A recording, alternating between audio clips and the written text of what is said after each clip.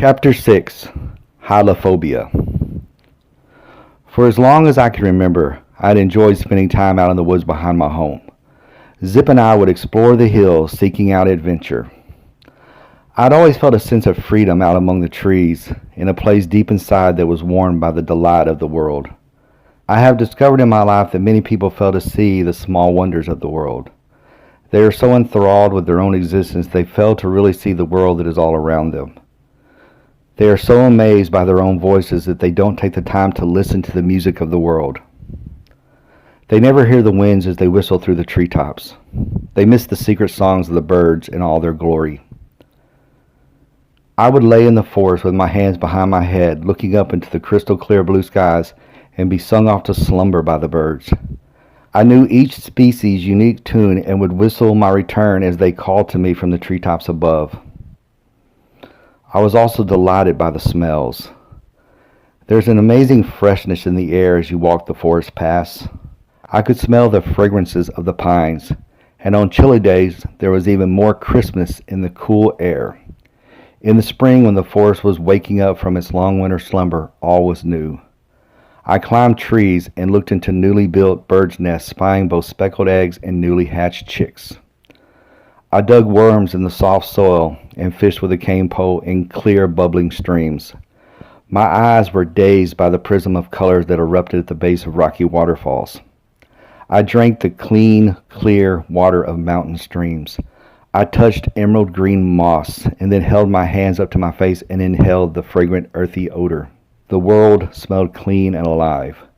I knew each deer trail and sought out different animal prints around secret drinking pools lost in the deep, dark woods. Then one day all of this changed. As I explored this concept, my fear of the woods, I discovered a deeper psychological fear. When we are children, we are exposed to all of these Disney movies that are intended for children based on the Brother Grimm's fairy tales. What I discovered was that originally these tales were not intended for children at all. Each myth held a deeper, darker tale with a secret meaning. Each dealt with hate, jealousy, and the dark secret emotions of men and women. Only Disney could take a story like Hansel and Gretel and make a children's tale out of something that was so much more darker.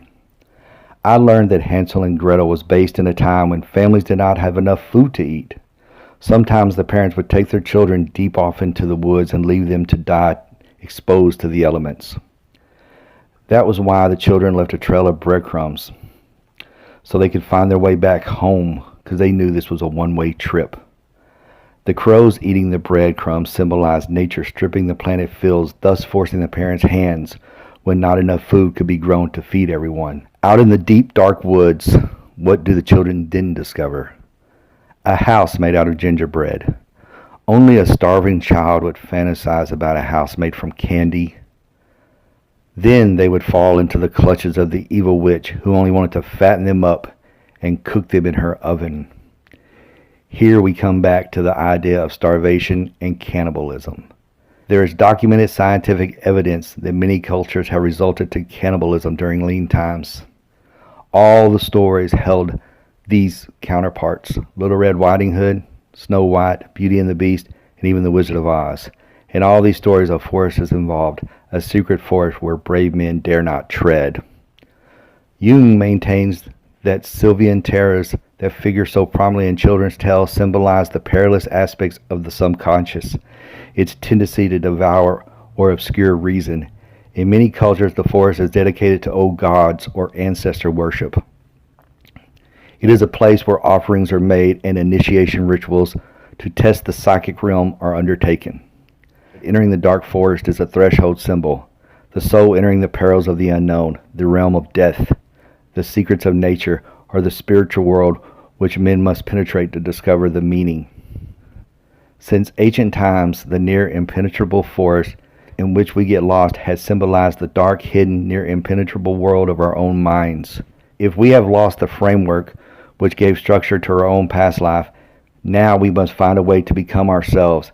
And we enter the wilderness with an as yet undeveloped personality. When we succeed in finding our way out, we shall emerge with a much more highly developed humanity. In the quiet stillness of my cell, memories would creep back into my mind. One that came back to me was one that transpired a few days after my opinion about the woods had changed. I had been sick for a few days. My stomach was really hurting.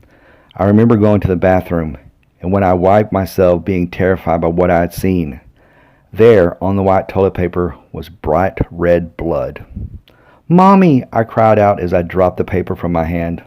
Alice rushed into the bathroom to find me, looking at her with big round eyes and a sweet face, and also the bloody toilet paper that lay on the floor. "What's the matter?" my mother asked. "The toilet paper. There's blood on the paper," I said as I pointed down to the floor. My mother knelt down beside me as she took the paper in her hand and looked at it. She then discarded it in the wastebasket. She stood me from the toilet and looked into the bowl. In the water she saw a crimson tinge. My mother cleaned me up and then put me to bed. The whole next day and into the next morning, she kept me in bed until the pain in my stomach was gone. She fed me soup and crackers and figured that I had got some food poisoning that had led to the bloody stool. After a few days in bed, I was feeling much better, and the blood had disappeared when I went to the bathroom. But after that day, my fear of the woods had developed. From then on, when I played with Zip out in the yard, that invisible barrier was placed. In my mind, where the trees begin, was now a no man's land. I would sit on my back steps staring off into those trees for hours. I would stare at the path that went up from my backyard and into the trees that twisted and turned, disappearing into the shadows of the looming forest. It was then that I got this chill that ran down the length of my spine. Out there lived something of true horror. It was then that I learned that all the fairy tales were true. Out in the woods, off the well-trodden paths, awaits the monster. Was it the big bad wolf or the old crooked-nosed witch? I did not know. But I did know that it was real and it was out there. In my child's mind, I imagined a monster to be tall and lean with greasy long black hair and a thin bony body. His eyes were as black as the moonless night, and all around his head there was smoke. There was smoke that erupted from out his mouth and nostrils. He breathed smoke and smelled of its foul stench. I could see it trail from beneath crooked yellow teeth and rise up encircling his head like a broken halo. His fingernails were dirty, as were his clothes. He smelled like old sweat. He was dirty. His soul was dirty, as was his mind. He intended to do me harm. He had always been there, watching me as I ran with Zip through the trees. He had always been there, lurking up just beyond my world. He walked the very edges of my world. He embodied all my fears. When I looked into the mirror, I saw his face. As a child, he was the man, the monster that I would become. Was he a time traveler from the future that had come back to my boyhood self and given me a glimpse of the man that I was to become? He was both my future and my past. He had created the darkness and empty hole in my soul. What he had opened me up to out in the woods on that fateful day had changed my life forever. He had set me on a path that would lead to my own destruction. It was all fate. The monster in the woods had directed me to the fateful night when I had crossed the path of sweet Amy Pilford. I had taken her to a different wood, but it was all the same in the scheme of things. There in those woods I had seen the face of my monster, and as I had plunged the knife into her soft chest, it hadn't been her that I had been destroying, but the monster that always followed me. As I raped, I took from her both her dignity and humanity. It was not her, but the monster that I was shaming. I had reverted to my most primal self, driven by animalistic emotions. My lust was a seed that had been planted deep in my child's mind. It was a confusing time when I twisted the traditional sense of loving sex and perverted it by desiring to fuck her in her ass. When a man loves a woman, he makes love to her and creates life in her womb that was intended for this purpose. To fuck a person in the ass is to denigrate them in your eyes. It is all about control and power. You want to inflict pain. It is unnatural. It is a perverted fetish driven by lurid fantasies and a deep-seated sickness. It is sinful and dirty. Was I this man? As I sat in the lotus position, focused on my breathing, these questions and thoughts flooded into my mind, and I was shaken to my core. Was I guilty? Where did all this come from? With every meditation that I undertook and walked deeper into my own subconscious, there was a locked door, a secret room that lay deep within myself. I thought of myself walking down a long and winding staircase down into the very bowels of my own mind. Down the descending rock steps I walked with only the sound of my footsteps hanging in the silent tomb. Then I reached the door, and as my hand reached out to push it open, I hesitated. There was fear in this act. My hand was trembling. What lay within? Did I want to see? All this time I had assumed that I was innocent, but what if behind that door lay the truth? What if when I pushed open the door I found myself standing in the falling snow watching myself kill Amy? Would I just stand there watching myself, listening to her cries? Would the truth of the scene be too much for my fragile mind and it would crack? Would I then turn away in horror only to find myself standing in a spring forest staring at the boy version of myself? My eyes would bulge as I looked down into the young man's face that was once my own. At that moment I would then realize that I was the monster. I was the monster that haunted my childish self. Mine were the eyes that watched from the darkened woods. It was I who breathed smoke with dirty fingernails and sickening odor. I was the drug addict, the alcoholic that lingered at the very edge of proper society. Would my younger self stare up at me with those big round eyes and curse the man he would become? How did that innocent child go from the carefree boy wandering the backwoods with his dog to a man convicted of murder? He would look into my eyes, and I would look into his, as both of us would try to find where the humanity still lived. Was there any glimpse of my soul left, or had my eyes turned black and emotionless like the black doll eyes of Amy looking up from the snow? Was that really me laying on my back in the snow, and was it the boy on top of me doing his best to kill the monster? Was the knife really in his hand or mine? Was it her cries that echoed in my ears, or was it my own? Did my muffled whimpers call out to me? Were those my tears, and was that my blood? My blood pulling in the snow, the same that had been on the toilet paper and mixing in the water of the toilet. Was the woods that Amy died in the same woods that my innocence died in as well? That is what lay behind the door in my mind. It was my innocence that had been lost. There were indeed two paths, not fate, but two roads that ran side by side, and at one point broke off into different directions. On one path I was a drug addict, a thief, who became a murderer. On the other path I was a good man that loved Rose, reading, and knowledge. One path led me to my own death in the electric chair, whilst the other led me to a life with my own child that would give me immortality. What had gone so wrong? I cried out in my cell. I pounded my fist against the center block wall. Each thud reverberated through my fist and down my arm into my aching chest. Why, God, I questioned as the tears ran down my face. Why was I being punished? I was just a boy, an innocent child with a bright future. I had dreams of the daylight, not the darkness. Why did love and happiness mock me? Sitting behind glass sat my salvation, a woman who could love me. She was so close and yet a million miles away. Why did you torture me so? I cried myself to sleep that night. I had reverted back to the child I had once been. The following days, Rose came for a visit, and sitting there behind the glass, she could see the pain written across my face. She could see the torture in my reddened eyes. What is wrong? She asked so sweetly. This is torture, I confessed. I sit here behind this glass just inches from you, and I cannot touch you. I cannot smell your skin, hold your hand, whisper into your ear. I might as well be on an island stranded, staring at a picture of a beautiful lady that I found washed up on the beach. Standing there in the sand, I hold the image of you in my hands and lament that it is only one-dimensional. There is so much more to who you are. I want to walk with you in the park. I want to lie with you in the darkness and tell secrets. I want to hold you and you hold me and tell me everything is going to be okay.